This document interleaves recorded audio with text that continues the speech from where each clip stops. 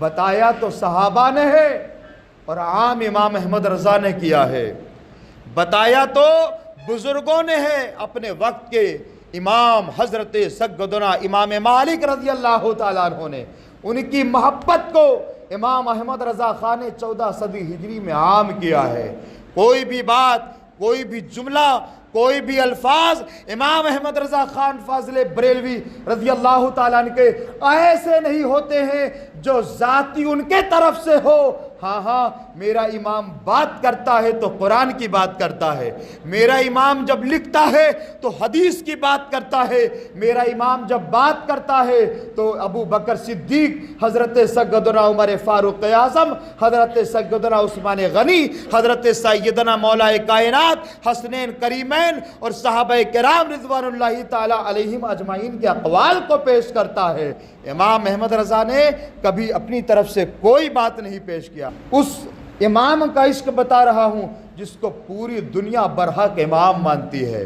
हज़रत इमाम मालिक रज़ी अल्लाह तआला अन्हु मदीना मुनव्वरा में रहा करते थे और आका से बेपनाह मोहब्बत करते थे। कभी अपने पाँव पर कोई चप्पल नहीं पहनते थे। पूछने वालों ने पूछा था, इमाम मालिक, मदीने की गलियों में तो और भी लोग आते हैं, मदीने की गलियों में तो और भी लोग चलते हैं, मगर हमने चलने का बड़ा आपका अंदाज यगाना देखा। हमने सबसे अलग देखा कि जब आप चलते हो तो बहुत ही पाँव को फूक फूक के रखते हो, सोच सोच के रखते हो।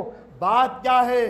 तो अपने वक्त के इमाम मालिक रज़ी अल्लाह तआला ने इरशाद फरमाया था कि लोगों, मेरे ये गुनाहगार कदम है, मदीने की गलियों में मेरे आका ने अपने मुबारक कदम को रखा है, कहीं ऐसा ना हो कि मुझ गुनाहगार के कदम वहाँ पड़ जाएं। तो मैं सोच सोच के रखा करता हूँ अपने कदमों को, संभल संभल के चलता हूँ। तो फिर एक अंदाज और लोगों ने देखा था, मदीने की गलियों में दीवार के किनारे किनारे चला करते थे।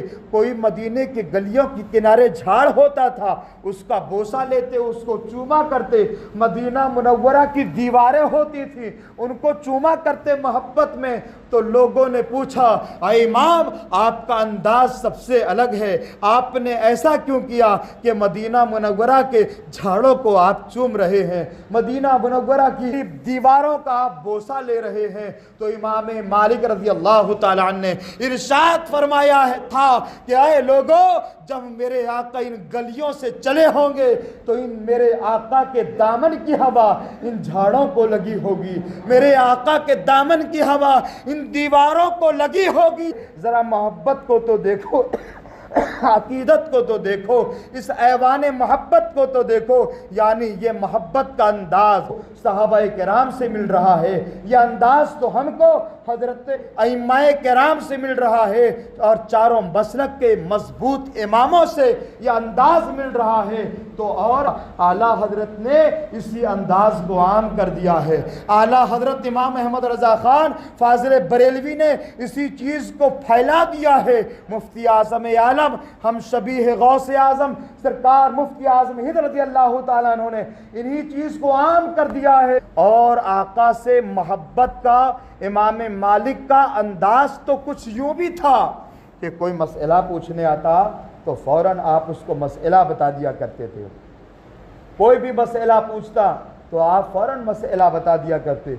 मगर इमाम मालिक रज़ी अल्लाह तआला अन्हु से मुस्तफ़ा अलैहिस्सलाम की हदीस पूछने आता तो कहता, हुजूर, मैं आका की हदीस आपसे सुनना चाहता हूँ।